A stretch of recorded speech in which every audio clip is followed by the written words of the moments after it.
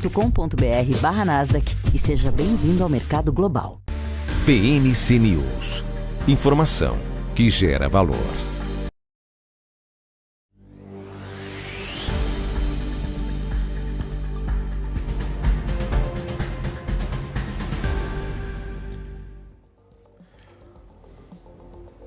Muito bem, estamos de volta aqui na programação BMC Market ao vivo, 3 horas e 25 minutos. Sigo monitorando aqui toda a movimentação do Ibovespa, 1,32%. Marcos Saravalli apostando que vai bater os 121 mil pontos ainda hoje. Será? Você que está nos acompanhando, deixa aí seu comentário, deixa aí a sua percepção. Vai ou não vai, hein? Chegamos a 120.822, agora 120.609 pontos.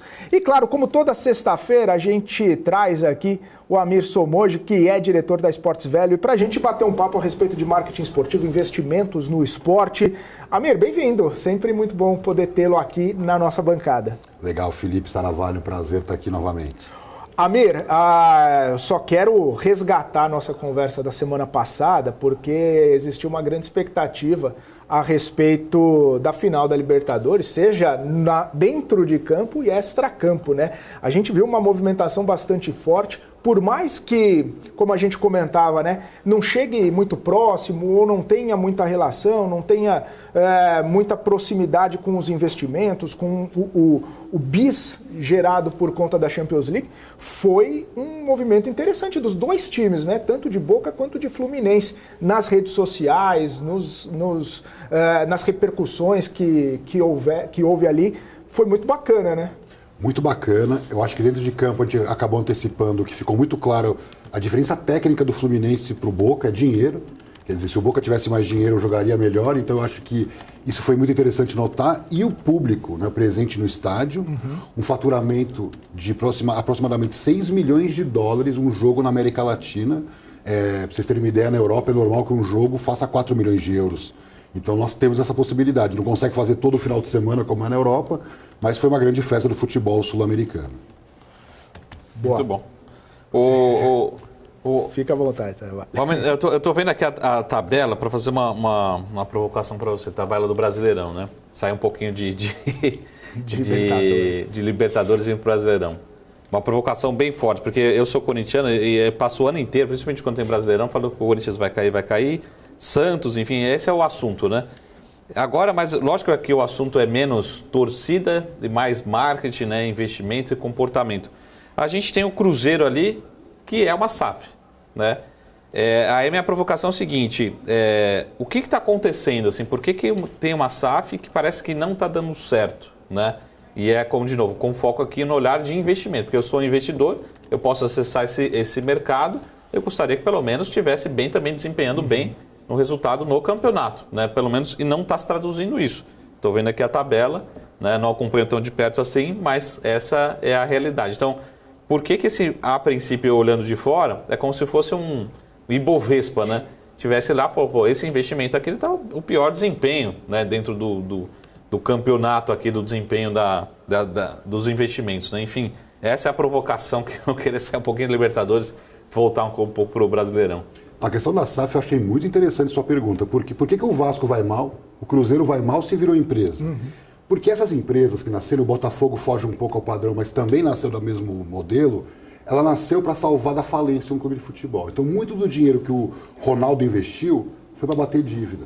O próprio Textor do Botafogo, que fez investimentos, mas gastou muito para bater dívida. Então, ao invés de você comprar um clube sanado, que bota 150 milhões e começa a ser campeão, que é o que aconteceu com o Red Bull Bragantino, o próprio Atlético Paranaense. Exemplos de clubes que com um pouco mais de ingestão de recursos, graças aos títulos que eles conquistaram, ou os melhores desempenhos em campo, acabou impactando na tabela. O Fortaleza, que a gente já citou. Por quê? Porque quando você tem uma empresa em situação pré-falimentar, primeiro você tem que sobreviver, para depois começar a ter lucros, vamos dizer assim. O Cruzeiro está na fase da sobrevivência ainda. Não pode cair para a Série B. O Curitiba, por exemplo, foi comprado por 1,2 bi de reais pelo Fundo dos Justos, Tricorp. Está lutando para não ser rebaixado. Quer dizer, ser rebaixado na atual conjuntura elimina o crescimento rápido. Então o que o Botafogo vai conseguir é com certeza ser uma SAF de sucesso. E o Red Bull, que não é uma SAF, mas é uma limitada de uma empresa que investiu corretamente, tem um dos times mais competentes, vamos dizer assim, do futebol brasileiro. Então o que esses números estão mostrando? Não é virar empresa, é conseguir administrar bem o seu negócio em meio à crise financeira que vocês têm que enfrentar. Um ponto que dificulta também aqui em relação a um PSG, um próprio Newcastle mais recente, ou Chelsea, é que lá o ambiente de negócios é muito próspero. Então, você está falando de uma Champions League, de uma liga doméstica, aqui tem os estaduais que atrapalham 4 meses, você tem um público baixo nos estádios, a televisão é praticamente para o mercado doméstico. Então, o Cruzeiro, SAF, ou o próprio Red Bull Limitada estão num ambiente muito pequeno em termos de negócio. Então, para o investidor seria mais negócio comprar um time de segunda divisão na Inglaterra, subir para a primeira divisão e aceder a esse mercado, que é o que o Textor fez ao ser acionista do Crystal Palace, do que ficar tentando a vida no Botafogo. É barato, é um ativo baratíssimo, o Botafogo, mas que também não traz o mesmo retorno que um time europeu ou até dos Estados Unidos. Temos o caso, por exemplo, do Inter Miami, que faturava 30 milhões de dólares e projeta um faturamento aí de 200 milhões de dólares. Ô Amir, eu entendi então que a gente tem uma bolsa brasileira no futebol brasileiro, enquanto lá fora os caras são a NYSE, os caras são a Nasdaq, os caras são, né, o S&P, né, toda essa coisa. Então a proporção é essa. E os times que o Saravalli falou, tá todo mundo em turnaround, o Saravalli. tá todo mundo resultado. Tá tentando primeiro sanar as dívidas ali, talvez uma RJ e tentando crescer, mas ainda num ambiente bastante difícil, né? Bastante pesado. Mas você tem uma questão que até o Saravalli comentou na semana passada do sports washing. Então, por exemplo, ao mesmo tempo que tem gestões incríveis, Bayern de Munique, Real Madrid, são gestões que merecem o nosso destaque. Você tem outros exemplos menores, o Ajax. Ao mesmo tempo, você tem os casos de Chelsea, Manchester City e PSG, que são bons exemplos de clubes que, com muito investimento, com má administração, porque num período muito grande da vida deles, eles acumularam prejuízos. Então, crescem queimando dinheiro, num modelo sem controle do ponto de vista financeiro, mas com um foco no longo prazo. E como o mercado responde, o PSG, por exemplo, hoje é uma potência em termos globais. Chelsea foi o pioneiro. Quando o Abramovich comprou o Chelsea, comprou por 140 milhões de dólares e vendeu por 4 bilhões de euros. Então, um baita de um negócio. Só que no meio do caminho ele investiu mais de 1 bilhão de euros para que isso acontecesse. Então, é o que a gente chama de queimar caixa. Então, pega uma startup. A startup faz isso. Então, várias startups quebraram negócios conservadores que estavam lá estabelecidos. Veio uma startup com muito dinheiro, ao mesmo tempo que no futebol não é tão simples assim. Porque, por exemplo, o Bayern de Munique levou 100 anos. O Real Madrid levou 100 anos, o que o PSG em menos de 10 anos construiu, e o Manchester City também. Então, o que esse Sports Wash permite é você galgar espaço no mercado que aparentemente estava estabelecido, mas não está, porque o Manchester City, que era muito menor que o United, passou o arquirrival. O PSG, que era um clube da década de 70, sem importância hoje, é o maior clube francês, sendo que o segundo clube francês gasta quase 7 vezes menos. Então, esse desequilíbrio econômico é real. E, na minha opinião, atrai os investidores. Porque o investidor, quando vê que nem os americanos, que estão no mercado americano muito sólido, muito caro e de desenvolvimento mais lento, que podem comprar um clube como Milan, Roma, eles vão comprar. E eles estão comprando, porque está muito barato na visão americana e um potencial de business muito maior, porque o soccer, né, o futebol, tem 4 bilhões de fãs, enquanto com o esporte americano como basquete, ou mesmo beisebol e futebol americano, muito menos potencial em termos de globalização do seu negócio. Ô Amir, você falou 2 clubes aí, Paris Saint-Germain e Chelsea. Coincidentemente ou não, eles estão no top 5 lá dos maiores clubes investidores em jogadores dos últimos anos, né? Dos últimos 10 anos. O que explica isso? É essa vontade de fazer girar? É essa capacidade de fazer girar e de crescer o esporte e o retorno, evidentemente, no esporte por ter uma marca forte, por ter uma chancela um pouco mais forte ali por trás? Seria importante destacar que o pioneiro nessa história foi o Roman Abramovich, esse oligarca russo, que tinha uma fortuna estimada na época em 15 bilhões de dólares e comprou o Chelsea, como eu falei, por 140 milhões de dólares. Só que ele começou a investir em Drogba, em treinadores, Mourinho, e ele fez um esquadrão e ele começou a ser campeão da Premier League, conseguiu ser campeão da Champions e ele foi obrigado a vender o clube. Quer dizer, tem a história da Ucrânia, entrou no meio, então ele foi obrigado a vender o clube. Ele não estava lá por lucro. O objetivo dele era um oligarca russo ser bem aceito na sociedade aristocrata inglesa, ele conseguiu, entrou pela porta da frente, o Chelsea foi essa possibilidade. Manchester City é do príncipe de Abu Dhabi. O Manchester City é muito maior hoje do que o United, o que faz desse príncipe de Abu Dhabi um líder global no seu mundo, né, no mundo dos magnatas, então dos grandes impérios, né, do Oriente Médio, especialmente do Golfo Pérsico. E aí você tem o caso do Qatar, que é um Estado-nação, né, que compra um clube de futebol como o PSG, e só para vocês terem uma ideia de como isso desequilibrou o mercado, quer dizer, traz muito dinheiro, mas desequilibra o mercado, patrocínios, por exemplo, da Autoridade do Qatar de Turismo, que pagariam, 5 milhões de euros por um patrocínio no PSG, chegaram a pagar 170 milhões de euros. Então, inflou muito para poder equilibrar, para passar nas regulações europeias. Então, os patrocínios inflados são um problema, porque isso está acontecendo no Brasil.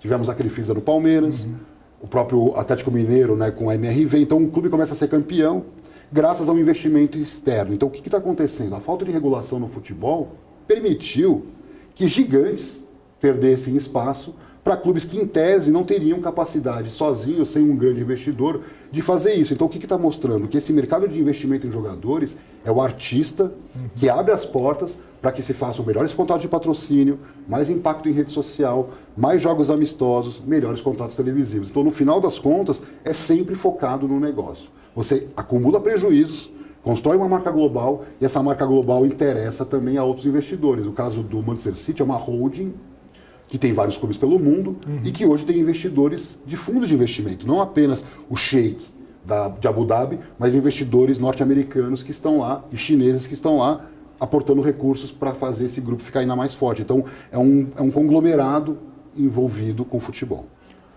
No fim das contas, Saravai, só desculpa que eu estou falando bastante aqui, mas você falou do Paris Saint-Germain e o título não vem, né? Pelo menos os expressivos não vêm. Aí talvez os investidores estejam querendo um retorno sobre esse investimento, né?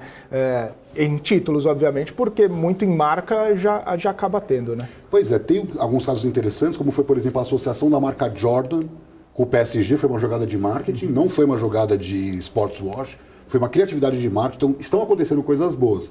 Mas o PSG, por exemplo, contratou o Neymar por 250 milhões de dólares, visando o domínio europeu. Esse domínio europeu não chegou, tem o Mbappé lá, tem outros jogadores importantes, mas está claro que é um projeto caríssimo que não atingiu sua meta, como o Manchester City conseguiu. Quer dizer, o Manchester City conseguiu dominar a Europa com o mesmo viés de gastar mais do que arrecada, que é o que acabou acontecendo com o PSG. Então, o PSG, em termos franceses, é dominante, muito ruim para a Liga Francesa, diga-se de passagem, todo mundo já sabe quem vai ser campeão, as apostas e todo o envolvimento financeiro que isso pode causar, mas está muito claro também que para a UEFA ela fechou os olhos. Por quê?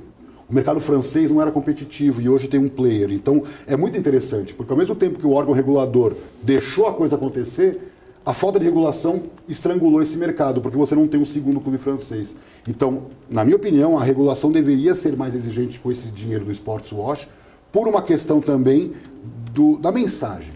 A Arábia Saudita, por exemplo, não permite livremente as pessoas expressarem suas opiniões, as mulheres sofrem muito, outros grupos minoritários, e ao mesmo tempo ela está sendo tratada como o epicentro hoje do futebol mundial, recebeu inclusive a Copa do Mundo de 2034. Então, na minha opinião, está faltando um pouco também de pensar um pouco além do dinheiro e olhar como esses efeitos são ruins para toda a indústria. Mas eu estou aqui falando meio ingênuo, né? Porque o fato é que a indústria do futebol depende muito do sports wash para sobreviver hoje em dia.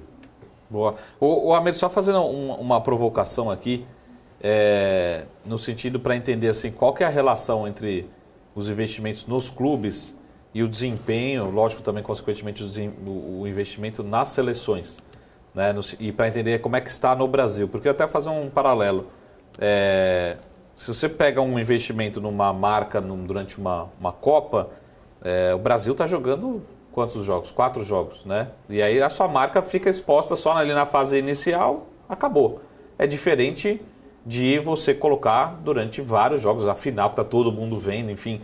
Como é que é essa relação, e talvez se isso também, terceira pergunta, né, uma derivada, se também não pode, talvez essa fase da seleção, esse desempenho da seleção também não distancia os investimentos nos clubes, né, individualmente, acaba também se traduzindo em menores investimentos. Né? Porque você fala, pô, por que eu vou investir se minha marca vai ficar exposta a 3, 4 jogos ali e pronto, né?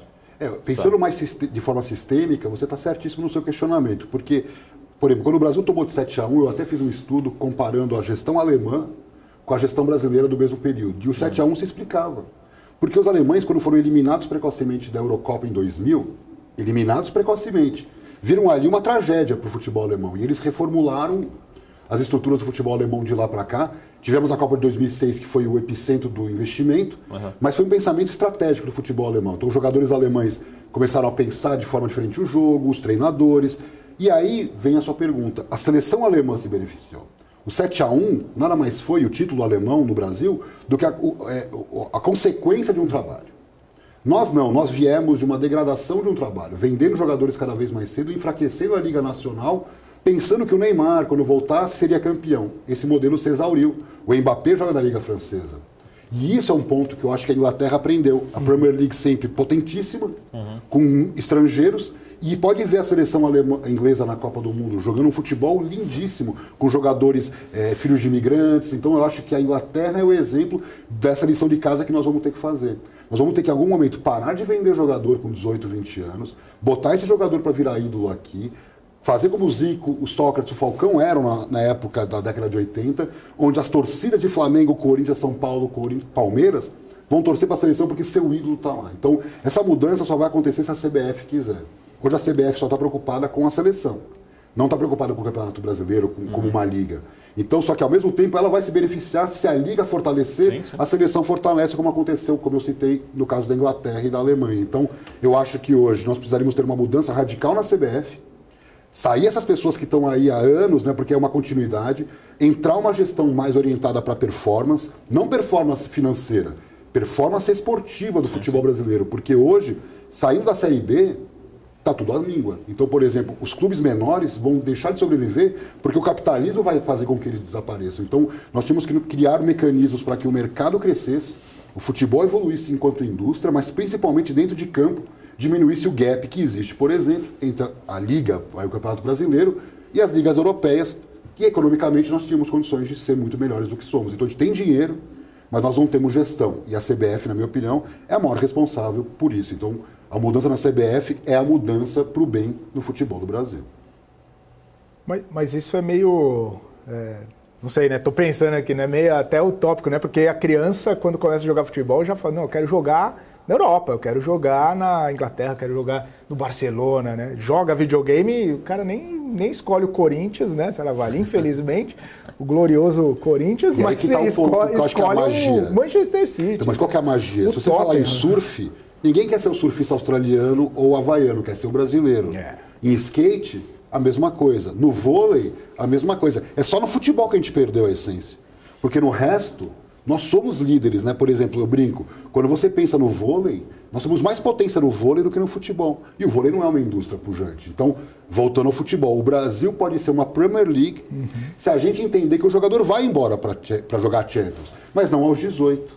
Deixa esse garoto dos 18 aos 23 aqui, e aí, ok, é natural, por sermos uma moeda fraca. O que não dá é para vender um Hendrick com 17 anos, agora que ele começa a despontar, ele vai embora, como aconteceu com o Vini Júnior, como vem acontecendo com o Neymar, aconteceu com todos e vai acontecer sempre se a gente não mudar para um sistema onde se valoriza a construção da indústria, onde o ídolo seja consumido pelos brasileiros e não nós consumindo os ídolos estrangeiros aqui no Brasil, porque é o que acabou acontecendo ao ponto do Messi ser mais ídolo da torcida brasileira que o Neymar, que é como se a gente pensar que o Maradona é mais amado no Brasil que o Pelé. Efetivamente, o Messi hoje tem mais ídolos no Brasil do que o Neymar.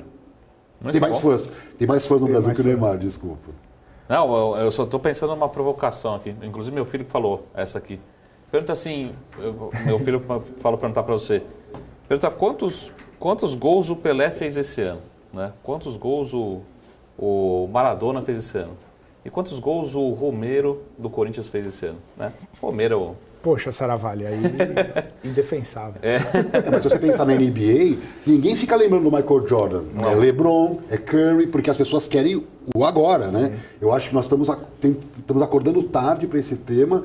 Os clubes deveriam ter uma área só de desenvolvimento de novos torcedores, porque eles estão perdendo torcedores todos os dias para novos times. Mas aí você falou, quando a gente faz essas provocações, a gente lembra muito, né, dos jogadores, né, e muito tempo atrás, né, o Pelé, o Zico, né, enfim, e a gente não tem mais essa característica, né, assim, a gente não tem jogadores, talvez como brincadeiras à parte, mas a gente tem, no Corinthians a gente tem talvez uma exceção, São Paulo, outra, Palmeiras, mas a gente não tem essa formação, né, de times aqui, de construção, né, de base forte e permanência dentro para construir uma liga ídolo, forte. né? Porque assim, o que motiva hoje a todos nós é esse ídolo. Por que o ídolo? O ídolo representa o mito grego daquele homem, ou aquele super-homem ou super-mulher que atinge os objetivos que você não consegue, que faz coisas que ninguém consegue. E isso, a Disney empacotou muito bem. Exato. Né? E nós, enquanto jogadores de futebol que temos, o maior produtor de jogador de futebol do mundo é o Brasil. Não entendemos isso. Nós vendemos em sacas de café verde, né, os nossos jogadores, ao invés de ser empacotado como uma cápsula Nespresso, que essa é a tese que vai fazer com que o futebol brasileiro mude de patamar ou não. Né? Ou se a gente quiser seguir do nosso jeito, seguiremos exportando café em sacas e deixa o lucro para os suíços. Exatamente. Ô Amir, última pergunta, uma que eu acabei de receber aqui de um amigo, e ele tá perguntando o seguinte: Bahia foi comprado pelo Grupo City, é o segundo negócio do grupo, só atrás do Manchester, segundo ele. Receita de TV, sócio-torcedor, público de arena, pagaria a operação, os torneios acabariam sendo lucro para os investidores. É assim que funcionaria, é assim que funciona uma divisão dos investimentos, principalmente no Clube do Bahia? O fato de serem clubes sociais, ele dificultou muito a gente ter aquele valuation, o aporte do recurso pelo acionista, e aí, porque teria que distribuir entre os sócios do Bahia. Então, o que eles fazem? Um plano de investimentos. Então, já não é tão transparente em relação ao que acontece lá na Europa, que ele compra um clube, pega a chave e tudo é dele. Nesse caso, ele tem uma migração para um novo modelo de SAF, que ele vai investir e ele vai pegar o dinheiro que é arrecadado com TV, patrocínios, para pagar essa conta. Eu não acho que tem lucro essa operação, porque a lucratividade vem da venda de atletas. Agora, imagina a operação dentro de uma holding em que surja um craque do Bahia, com 18 anos ele não paga nada, leva para o City e aquele jogador se transforma no ídolo da torcida do City Global. Então, o Bahia, infelizmente, a gente comentou já sobre isso, pode se transformar num fomentador de jogadores baratos para o City, que é o grande da história. Tem que lembrar também que tem o New York City, que é um clube importante no MLS, vale muito mais que o Bahia, embora não tenha sido adquirido, né, é mais antigo. Mas, de novo, são holdings que podem em algum momento ter uma sinergia de marketing, mas que, na minha opinião, pelo posicionamento dos clubes brasileiros, vai acabar sendo formador de pé de obra barato para o grande matriz inglesa usufruir desses craques baratos. Essa é a minha opinião. Maravilha, Amir. Obrigado mais uma vez por estar aqui com a gente. Sempre muito bom poder contar contigo aqui nas sextas-feiras. Até semana que vem, então um abraço. Valeu, obrigado e um bom fim de semana a todos. Valeu, é isso aí. Amir Somodi, ele que é diretor da Esportes Velho aqui com a gente. Bom, a gente segue aqui com a nossa programação, inclusive a gente já está praticamente na nossa reta final.